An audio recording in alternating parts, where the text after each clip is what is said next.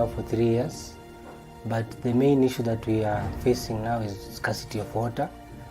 So here, water comes only once in a month. So I have to have a plan B, which is the borehole. And the borehole water is not safe for drink, so I just use it for cleaning, washings, and other things.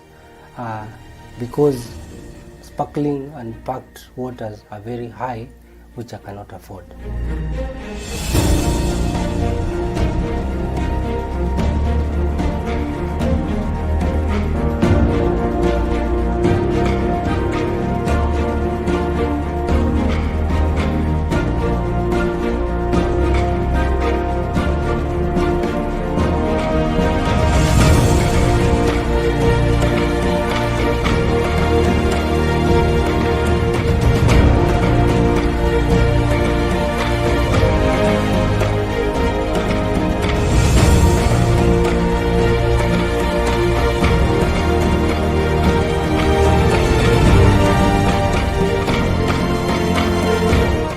So basically this machine is called an atmospheric water generator, and it can produce up to 500 liters of water, but sometimes if the humidity is higher than 60% relative humidity, it can produce all the way to 700 liters of water. But basically this system uses dehumidification processes. So basically we condense the water vapor in the atmosphere.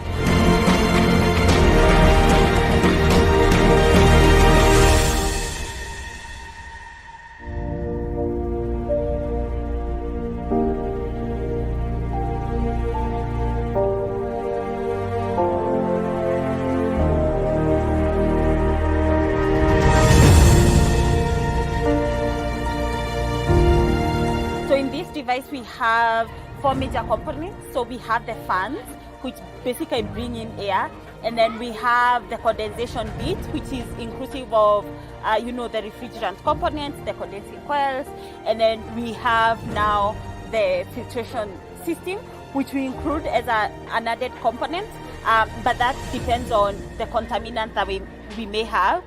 For example, here in Kibera, we may have contaminants that is related to sewage because we have open sewage here.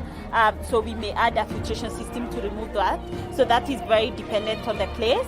And then we have now the collecting tank.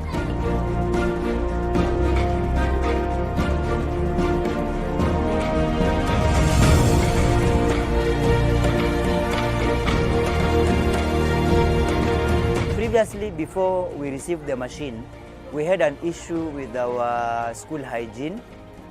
We used to wash our toilets once per week, and the same water of the same container that we used to fetch water with from the nearby cellars are the same water that our children used to drink. And we had a lot of cases on daily basis. Teacher, I have my problem, I have a stomach ache and all that. But today, as we speak, I'm very happy to say that our toilets are clean. The machine can produce water that we can use to wash toilets. The same clean water our children are able to take. Even us as teachers, we are comfortable in school because we have fresh water to drink.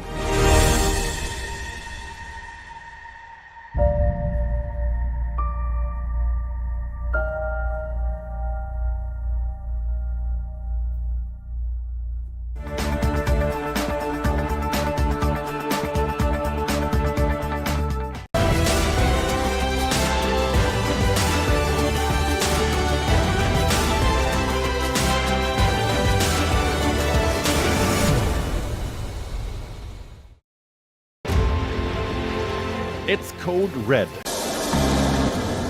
The world is already suffering the consequences of Russia's invasion of Ukraine. The stakes will be much higher if China clashes with Taiwan. Now there's a question mark on how US allies will respond. Taiwan calls itself an independent and sovereign state, but China disagrees. Japan has expressed concerns over the PLA's military drills. Europe looks divided, just like the rest of the world. How will the escalation in the Taiwan Strait impact China's border standoff with India? What about the US? They're backing Taiwan's push for independence. Despite everything, Pelosi is going. So what will China do? Will it launch a military response? Is the Biden administration prepared to risk that over a diplomatic visit?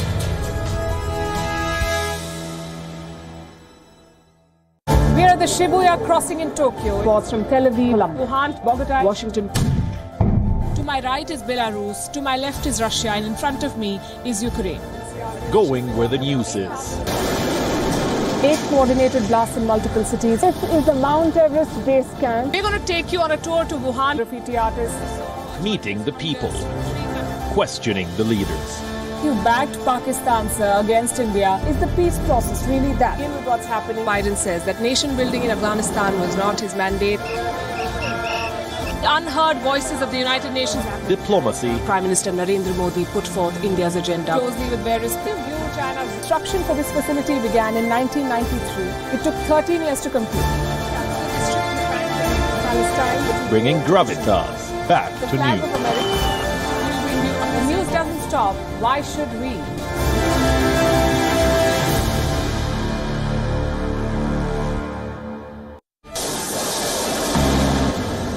The world is already suffering the consequences of Russia's invasion of Ukraine. The stakes will be much higher if China clashes with Taiwan. Now there's a question mark on how US allies will respond. Taiwan calls itself an independent and sovereign state, but China disagrees. Japan has expressed concerns over the PLA's military drills. Europe looks divided, just like the rest of the world. How will the escalation in the Taiwan Strait impact China's border standoff with India? What about the US? They're backing Taiwan's push for independence. Despite everything, Pelosi is going. So what will China do? Will it launch a military response? Is the Biden administration prepared to risk that over a diplomatic visit?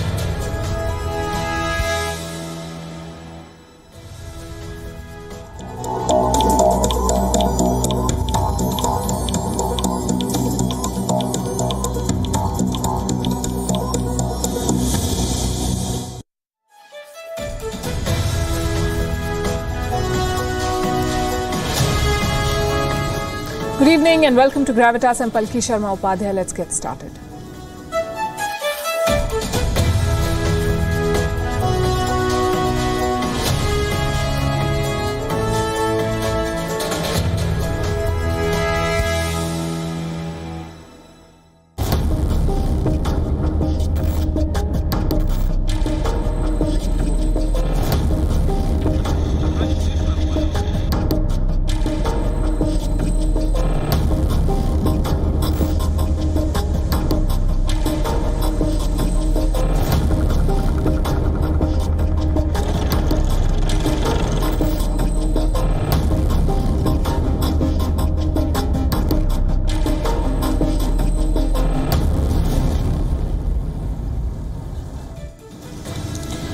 For weeks, we've been telling you about a nuclear plant in Ukraine that is now at the center of the war with Russia. Tonight, we will take you inside that plant.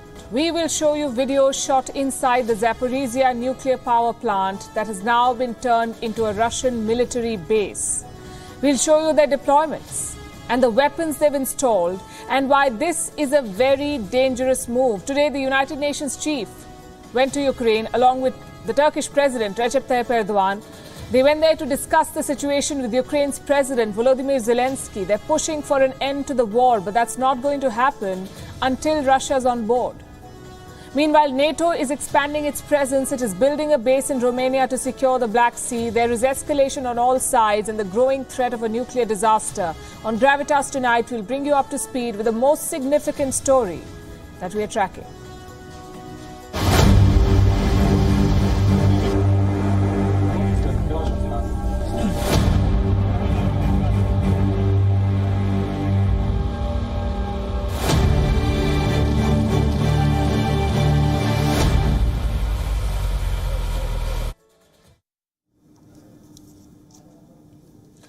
Should the world brace for a nuclear disaster? Through this month, we've been telling you about the situation in Zaporizhzhia. It's a nuclear power plant. It's Europe's biggest, and it's now under attack. World leaders are alarmed. This could end in a nuclear catastrophe, and every day the news gets worse. Tonight, we have reports that say Russian soldiers could be moving into reactor rooms. WION has accessed a video This is footage from inside the Zaporizhzhia nuclear power plant, and it does not look good. Let me show you what it's like. This is inside the nuclear plant. We cannot confirm when this video was shot, but we believe it's a recent shoot.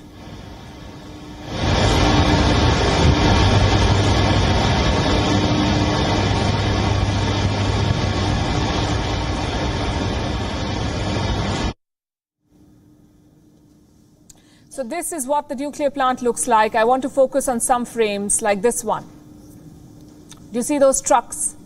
Those are believed to be Russian military vehicles. There are at least 5 of them, and then there are some tent-like structures nearby. This is one of the turbine rooms. These halls are connected and built inside a larger facility that houses the nuclear reactor.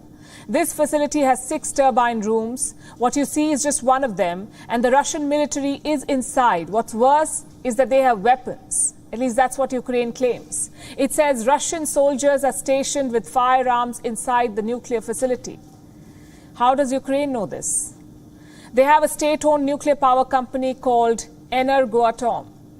This company used to run the nuclear plant in Zaporizhzhia. Its chairman has issued a statement. He describes the Russian military presence inside the nuclear facility, and it sounds quite alarming. This is what he says.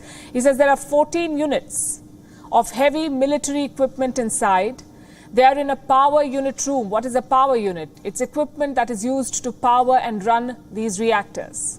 So the Russians have taken weapons inside the nuclear plant, plus ammunition and explosives. And that's why it's scary. A nuclear plant is no place to store weapons and bombs. Yet Russia has turned it into a military base. Recently, they fired rockets from inside. Russian soldiers launched those rockets, more than 40, according to one estimate, 40. They landed in cities close to the nuclear plant. UN Secretary General Antonio Guterres is worried. He was in Ukraine yesterday, and he said military operations at a nuclear plant are suicidal. I remain gravely concerned about the unfolding situation in and around Europe's largest nuclear power plant in Zaporizhzhia. Common sense must prevail to avoid any actions that might endanger the physical integrity, safety or security of the nuclear plant, and the facility must not be used as part of any military operation. The UN chief was in Ukraine for a 3-way meeting, a meeting hosted by Ukraine's President Volodymyr Zelensky, also attended by Turkish President Recep Tayyip Erdogan. They discussed ways to end the war in Ukraine, but for the war to end, Russia must be on board. And as of today, Russia is not. In fact, Kiev says Russia is preparing for another strike, and they could be trying to steal the nuclear plant from Ukraine. What does that mean? How do you steal a plant? This nuclear plant supplies electricity to Ukraine. Before the war, it accounted for 30% of Ukraine's power supply. That supply was cut off after Russia took control. Now, Kiev says Moscow is trying to connect this plant to Russia's power grid and start supplying electricity to Crimea. That's what they mean by stealing a nuclear power plant. And experts say this switch from Russia to Crimea, from Ukraine to Crimea rather, can be dangerous. It could damage the plant. Is Russia moving in this direction? Today, it told workers at the power plant to not report to work. And Russia blames Ukraine for what's happening. It says Ukraine is the one that is preparing to attack. Listen to this.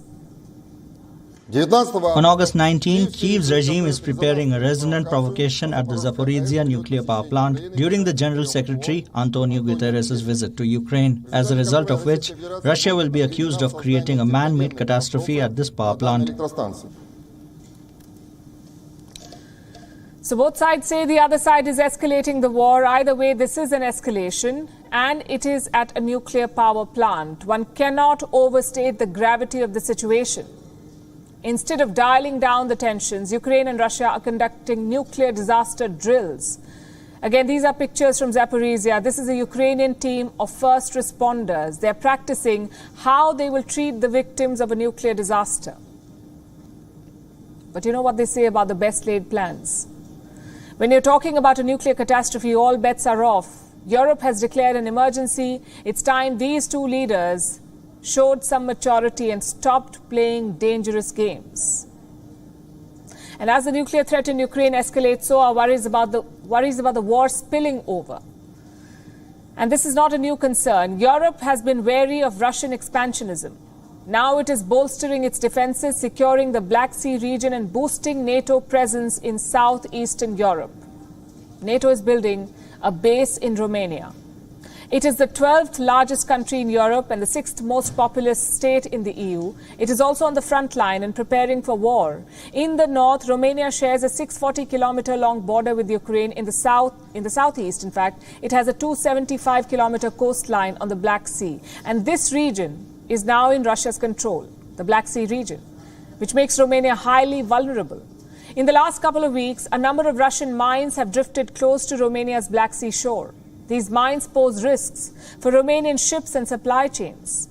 Romania accuses Russia of deliberately planting them. And that's not all. A number of unidentified aircraft have also violated Romanian airspace. Again, Romania blames Russia for this. Now, to counter these growing threats and provocations, NATO is building a military base in Romania. Remember, Romania was already hosting about 1,000 US NATO soldiers before the war, 1,000.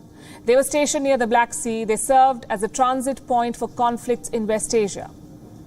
Now a new base is being built in a place called Cincu. It's a town in the central Romanian region of Transylvania, some 260 kilometers north of the capital Bucharest. Reports say NATO forces are leveling a hilltop in Cincu to construct a state-of-the-art defense base. This will strengthen NATO's eastern flank. It will also integrate Romanian soldiers into NATO's defense plans. How many NATO troops will be stationed at this new base? Approximately 1,000. By when will it be ready? 6 months, says the NATO. Leading this mission is a French general. And this is what he said about NATO's plans in Romania. We're preparing to be able to fight side by side with the Romanians, the US and other contingents. In the worst case, if it happens, we will fight. Quick background. Romania was a communist ally of the Soviet Union. It is counted among the weaker, less wealthy European states. And NATO has been criticized for not doing enough for countries like Romania. For a long time, it ignored the security worries of Eastern Europe. But Russia's growing activity in the region has led to a rethink. Richer NATO members like France and Germany are worried. If not for Eastern Europe, then for their own supply lines. This region also serves as a critical trade route for all of Europe. So securing it is important. In the month of March this year, just a week after Russia invaded Europe, NATO decided to create 4 new battle groups. 1 each for Bulgaria, Romania, Hungary and Slovakia. These groups will be in addition to the ones that already exist in Poland, Lithuania, Latvia and Estonia. Each battle group has at least 1,000 soldiers. Now Romania will get 1,000 more, plus weapons, ammunition and equipment. So in about 6 months from now, NATO will have a French-led base in the heart of Romania. For a Russia that set out to halt NATO expansionism, this is another setback.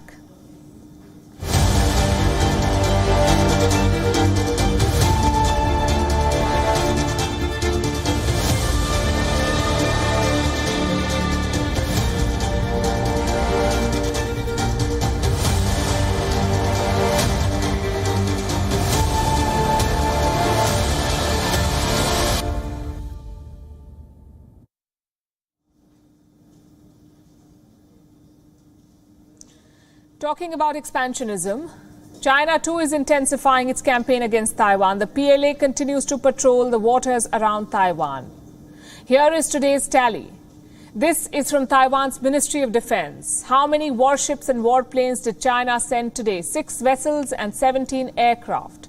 And this has become a regular affair. These patrols are meant to scare Taiwan. Are they working? Look at some images from today. Taiwan's President Tsai Ing-wen posing with her navy. She visited the sailors to thank them for their efforts to protect the country. In the face of China's harassment and provocation outside Taiwan's territorial waters, it is even more necessary to keep an eye on the dynamics of enemy ships all the time.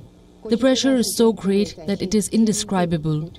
In this period, as everyone has shown firm and unwavering courage, responded calmly, and shown solid and long-lasting results in the face of real threats, not only guarding maritime security, but also maintaining regional peace and prosperity.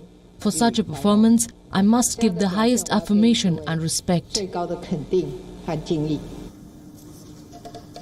That message was for China too. President Tsai is signaling strength, indulging in what's called military diplomacy. What does that mean? It means the use of armed forces in operations other than war to achieve political objectives.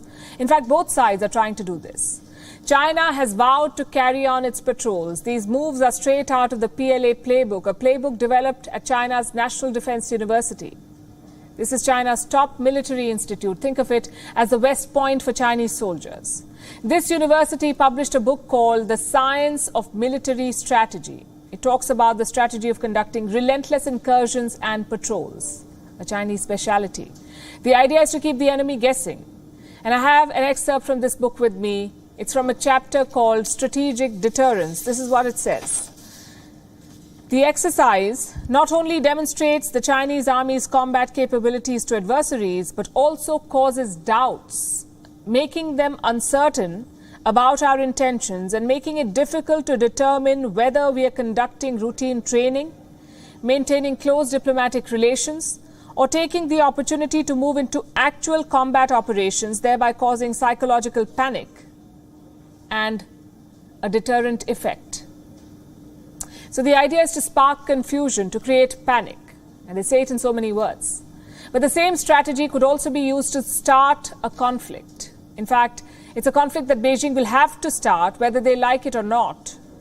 Did you know that China has a law that mandates an attack on Taiwan if it seeks independence? It is called the Anti-Secession Law. It was passed in the year 2005. It legalizes the Chinese invasion of Taiwan. The law specifically talks about the status of Taiwan. It says if plans for a peaceful reunification fail, Beijing can and should launch a military operation. How will this operation be executed? The law practically dictates the process, and I have a copy of that law with me as well, an excerpt, and here is what it says about a potential military operation. It says, if the possibilities for a peaceful reunification are completely exhausted, the state shall employ non-peaceful means and other necessary measures to protect China's sovereignty and territorial integrity. The State Council and the Central Military Commission shall decide on and execute the non-peaceful means and shall promptly report to the Standing Committee of the National People's Congress. There's no room for doubt. They will have to do this if Taiwan seeks independence and if peaceful reunification is not achieved. The State Council is one of the top decision-making bodies of China. The Central Military Commission is the top decision-making body for the military. So these two organs will mobilize the Chinese forces for a Taiwan invasion. That is what the law says. Who is in charge of these organs? Xi Jinping. He controls both of them, directly and indirectly. Xi Jinping heads the Chinese Military Commission, and the State Council reports to the Chinese Premier, Li Keqiang, who in turn reports to the Chinese President. So this anti-secession law makes a potential invasion of Taiwan almost certain, because a peaceful reunification is completely out of the question. Taiwan won't agree. 90% of the people in Taiwan reject Beijing's claim. They say the island does not belong to China. So if Taiwan pushes for independence, China will be bound by law to attack. It's a different matter that Beijing may not wait for that long.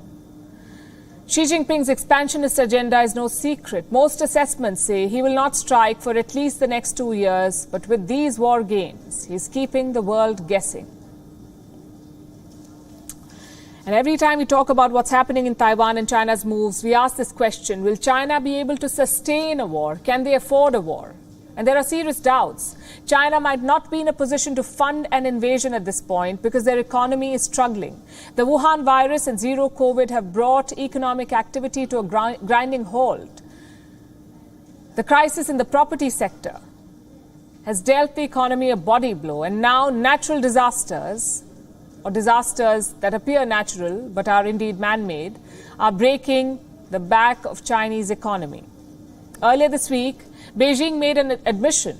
It said the situation is not looking good. Overall, the international environment became more complex and severe in July, with the world economic recovery slowing down and global inflationary pressures remaining high. The domestic epidemic is spreading from various points and is frequent in many places, combined with high temperatures and rain, making it more difficult to keep the economy running smoothly. Investors are now wary of investing in China. Leading banks have cut their growth forecast. American bank Goldman Sachs had earlier projected that China will grow at 3.3%. It has now lowered that forecast to 3%. Numbers from Japanese investment firm Nomura are worse. It predicts that China will grow at 2.8%. These numbers are nowhere close to China's own projections. China had set a growth target of around 5.5% this year. Forget about growth. Beijing is looking at a recession now. In the month of July, the Chinese economy started to shrink. It contracted by 2.6%. And it's getting worse. Because for the first time in 9 years, China has issued a drought alert, a countrywide drought warning. The numbers are alarming. 830,000 people are struggling to get water. They're spread across 6 provinces. More than 300,000 people are unable to get a steady supply of drinking water in China. That's because rivers are drying up. The pictures speak for themselves. Take a look at this.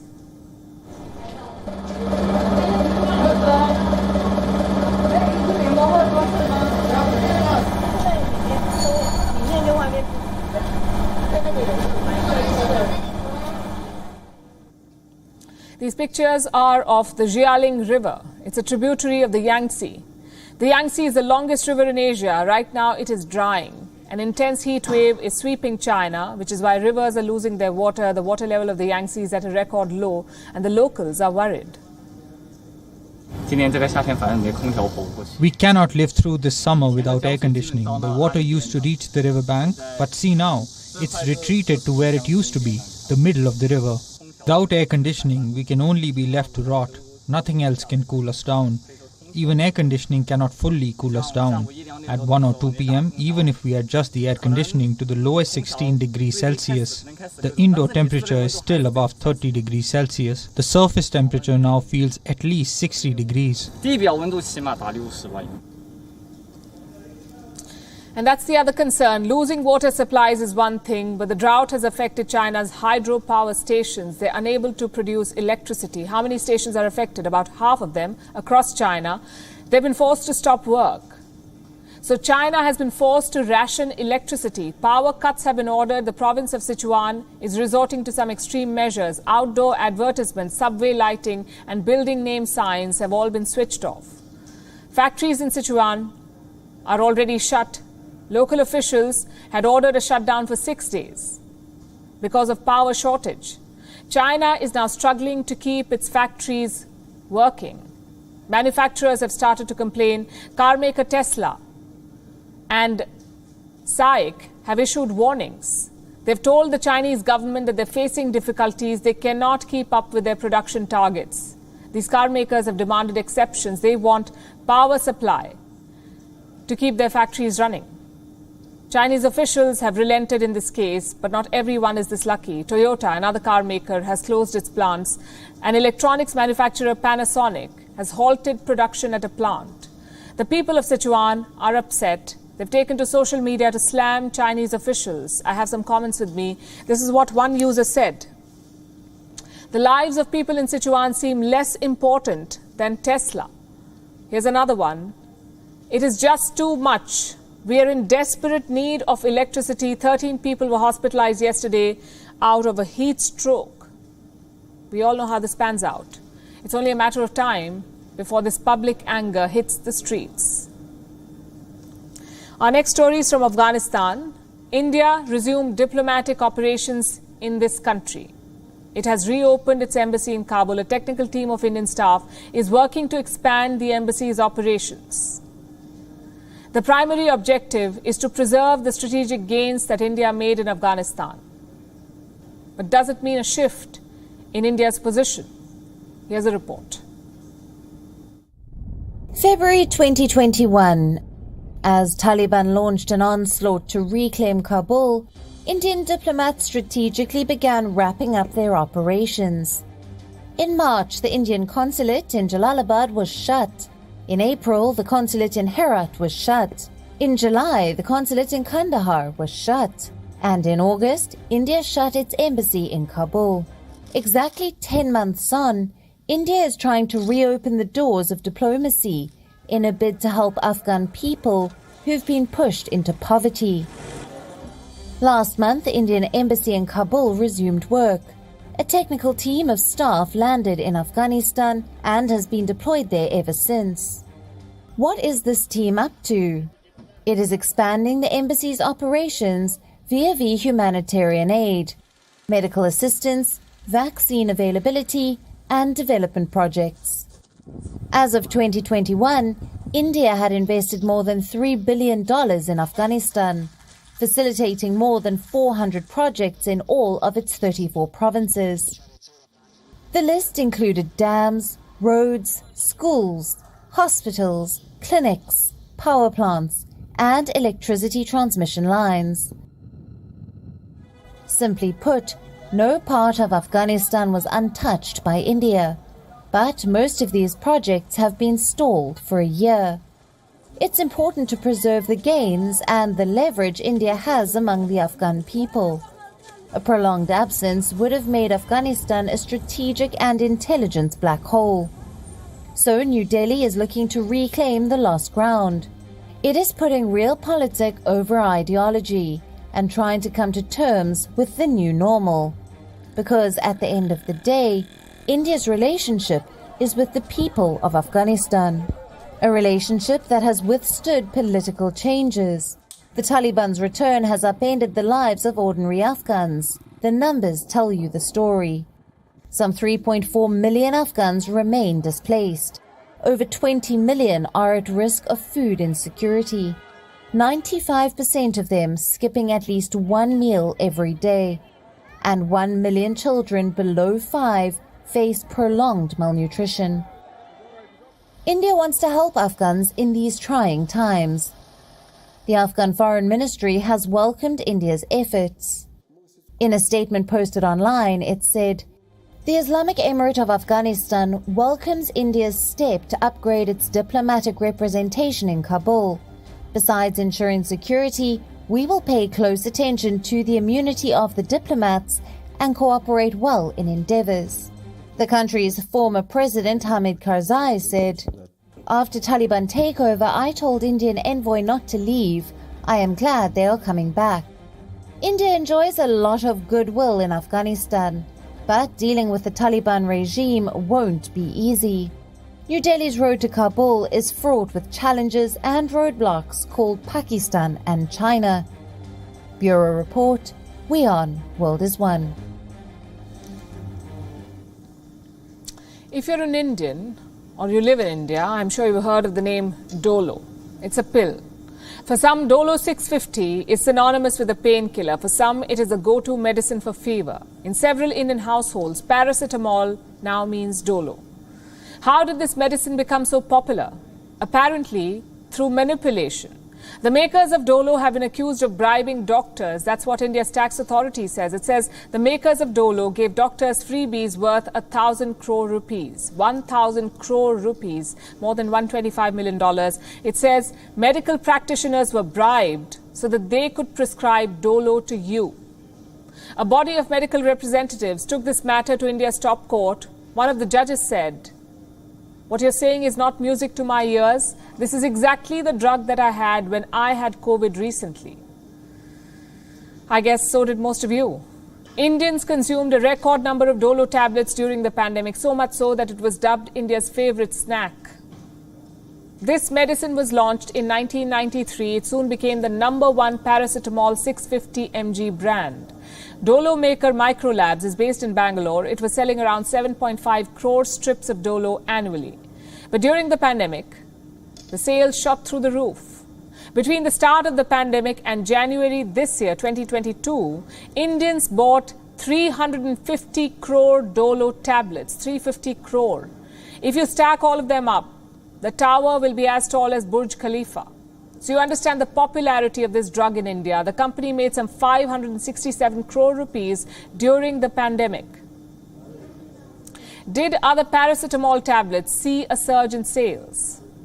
Well, they did, but nothing beat DOLO. In December 2021, for example, DOLO sales were up more than 61%.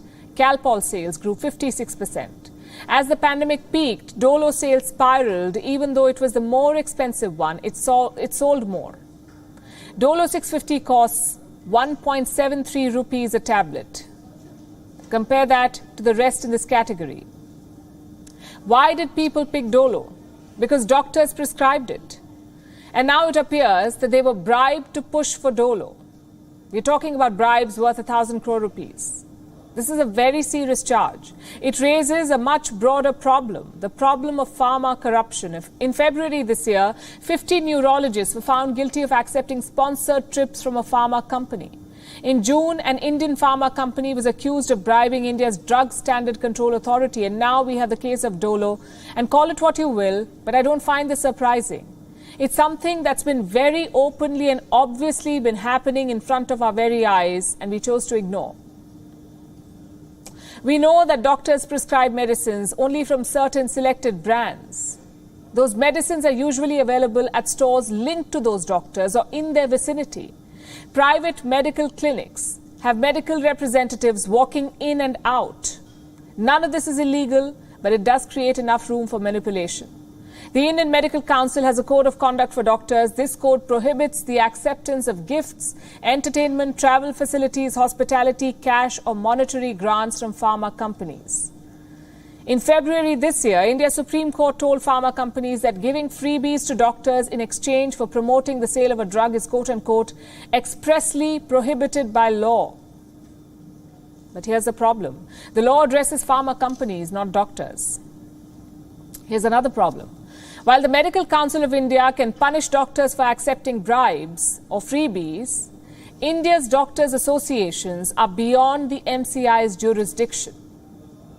Also, it takes only 7 doctors to form an association, meaning what the Medical Council bars, an association can overrule. There are way too many loopholes in the system. And the result is this. Today, a doctor can prescribe you a medicine not because it's good for you, but because it profits a company. It helps meet their sales targets. Doctors can also prescribe you medicines you don't really need so that pharma company owners can become billionaires. Where does that leave your body? Where does that leave India's healthcare system? There's a solid case for the government to step in here, for India's parliament to make laws. A patient should know on what basis a medicine is being prescribed, and India needs laws against such medical malpractices. It is dangerous when a prescription that is meant to save your life becomes corrupt. Countries around the world have rules against such corruption. Some have criminal sanctions. Some have hefty fines on pharma companies. In 2019, Israel came up with a rule banning one-on-one meetings between doctors and pharma reps. In 2020, the US asked Swiss pharma company Novartis to pay $729 million. It was fined for kickbacks to doctors. In 2014, Israel's Teva Pharmaceuticals had to pay $27.6 million in settlements in the US. The company had bribed a Chicago-based doctor to promote its drugs. What is stopping India from cracking down on kickbacks? The world's pharmacy cannot afford to be rigged by pharma corruption, and the greed of some doctors cannot be allowed to taint the entire profession. In India, we say doctors are next to God. They save lives, and they do, most of them. But those who take bribes to prescribe medicines must be punished. Our next story is about Gotabaya Rajapaksa, the former president of Sri Lanka. He's been on the run for a month now. First he went to the Maldives, then to Singapore, then Thailand. Guess where he plans to go next? The United States of America. Reports say Rajapaksa wants to resettle in the US with his family. He's lived there before, even had US citizenship. But given his recent record, will the deposed Sri Lankan president get a US green card? Also, will he return to Sri Lanka in the meantime? Here's a report. In 1998, he retired from the army and relocated to the US. In 2019, he renounced his US citizenship to contest the presidential polls. 3 years on, he's once again seeking permanent residence in the US because no other country is ready to give him asylum. It's an embarrassing turn of events for Gotabaya Rajapaksa, the former president of Sri Lanka. He's been on the run for a month. When protesters stormed his palace, he left Sri Lanka for the Maldives. Within 48 hours, he moved to Singapore. 4 weeks later, he arrived in Thailand. Now he's seeking a US green card. According to the Sri Lankan media, Rajapaksa plans to resettle in the US along with his family. His lawyers are trying to obtain a green card for his return. Rajapaksa's wife, Loma Rajapaksa, is already a US citizen. This makes him eligible to apply for a US citizenship. But his track record in the US may create hurdles. He faces an array of lawsuits, at least 10 claims of damages by Sri Lankans living there. They've accused him of committing human rights abuses during the Lankan Civil War. Some of the cases were dismissed, as Rajapaksa was entitled to foreign official immunity. Now he's out of power and plans to return as a common man. It's not clear if the lawsuits will be revived. But before that happens, he may have to face his own countrymen. Reports say Rajapaksa may return to Sri Lanka this month. In a recent interview, his cousin and Sri Lanka's former envoy to Russia, Udayanga Weeratunga, said, "He talked to me on the phone. I can tell you he will return to the country next week. He can still do some service to the country, as he had done previously." What's he returning for? No one knows. Will he be able to leave again? It's hard to say. Anti-establishment protests haven't phased out. Neither has anger against the Rajapaksas. Gotabaya would be playing with fire if he goes back to Colombo at this point.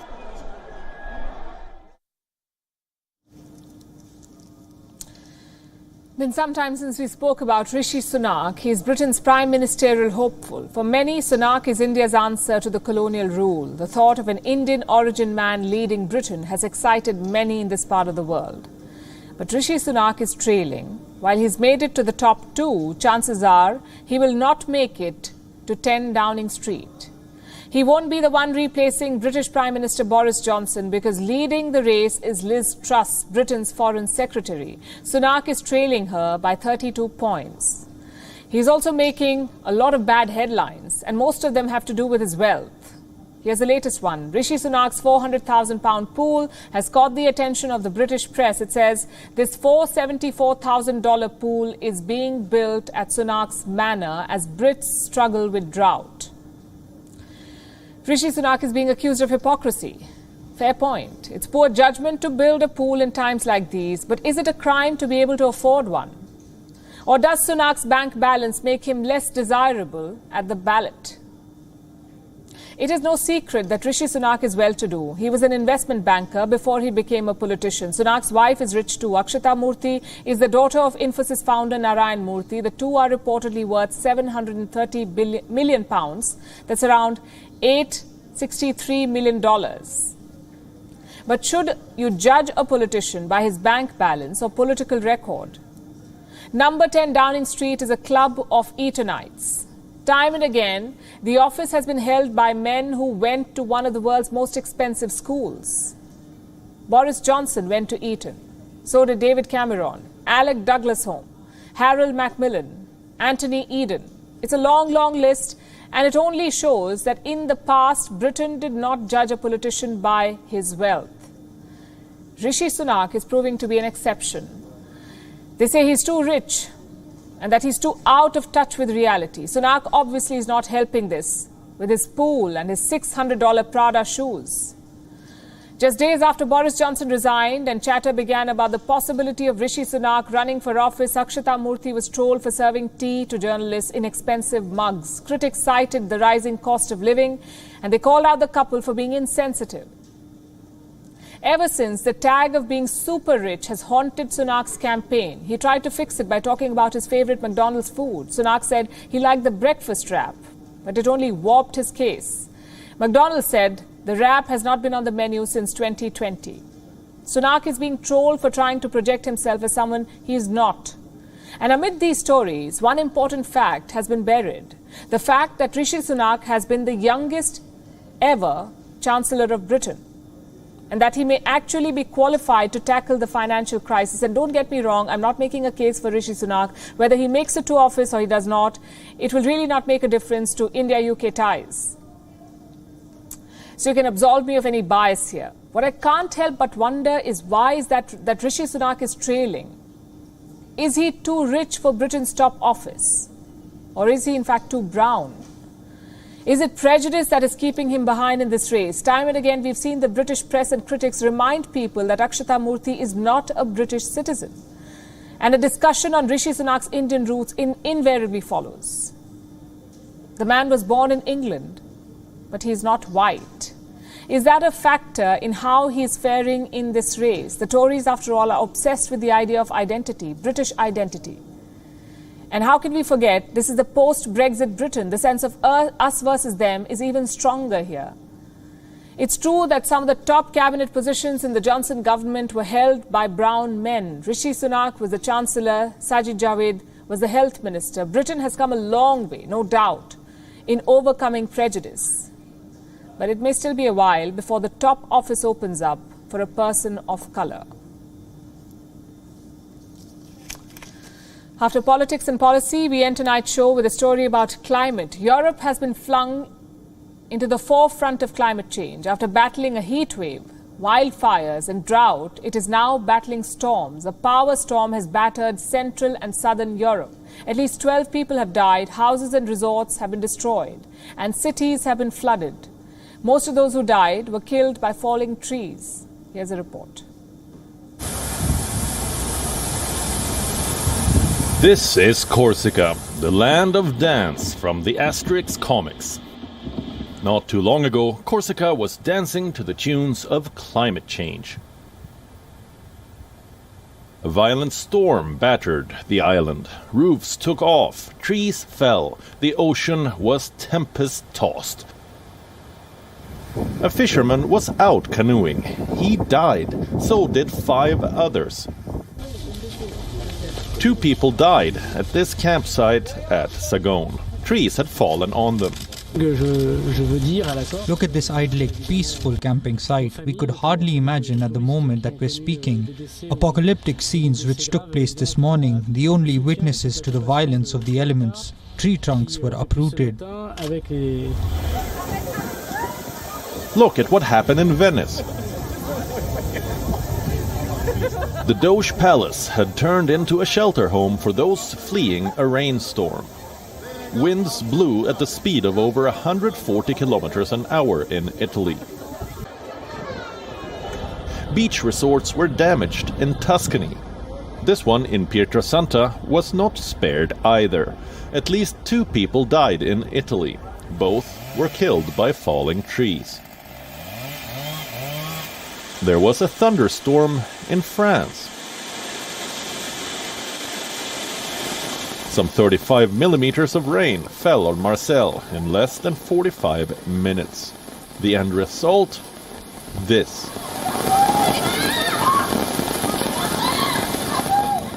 One can only call this abrupt.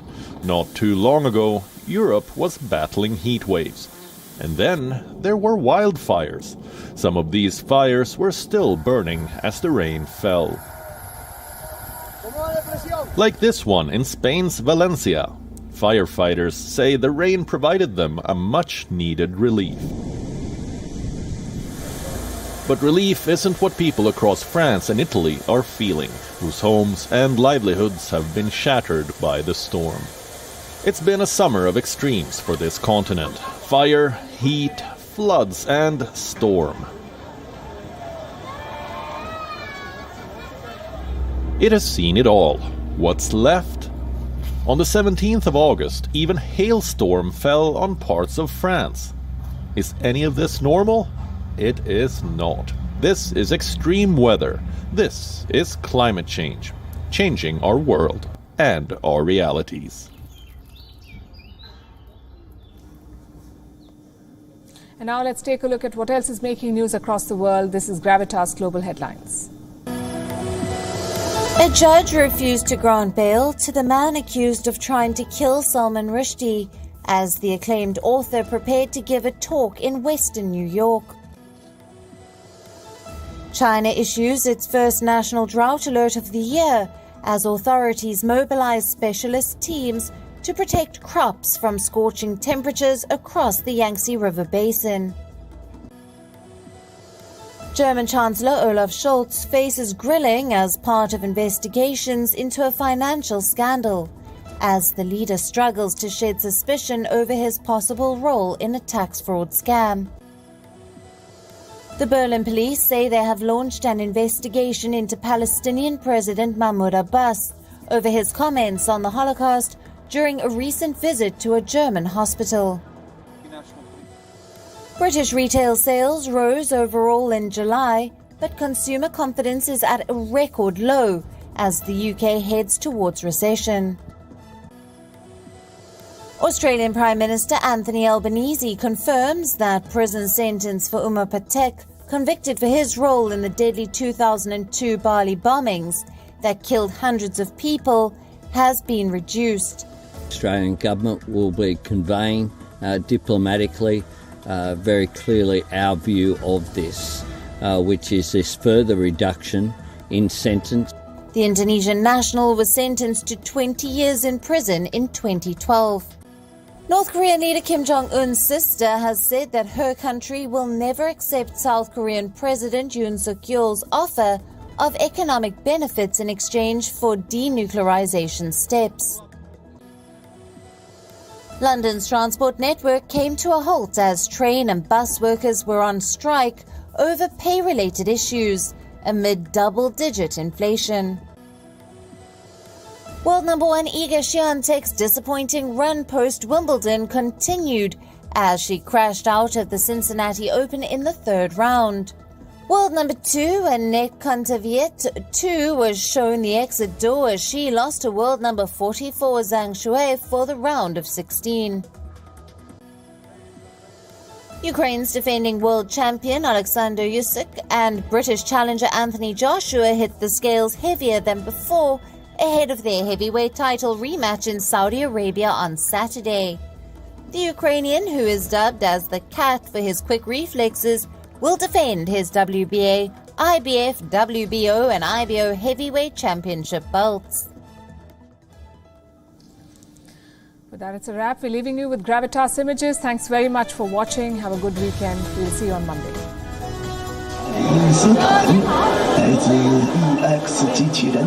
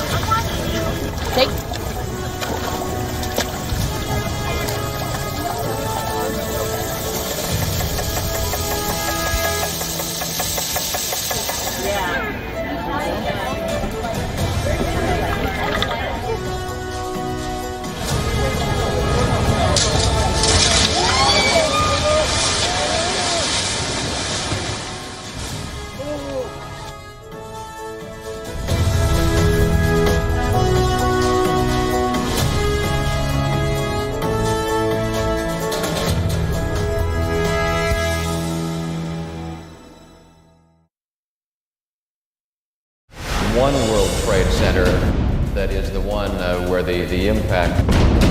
बचपन जिंदगी में सिर्फ एक बार आता है, उसे खुल के जीने दो, दाग लगने दो, दीवारों पर लगाए ना Berger easy clean paint, no दाग नो धब्बा, ओनली ब्यूटीफुल वॉल्स। जो मैला ना हो रंगों में वो क्या बचपन है, जो झूमे ना उमंगों में वो क्या बचपन है। बचपन जिंदगी में सिर्फ एक बार आता है, उसे खुल के जीने दो, दाग लगने दो, दीवारों पर लगाए ना बर्जर इजी क्लीन पेंट। इसके क्रॉस लिंकिंग पॉलीमर से नो दाग नो धब्बा, ओनली ब्यूटीफुल वॉल्स।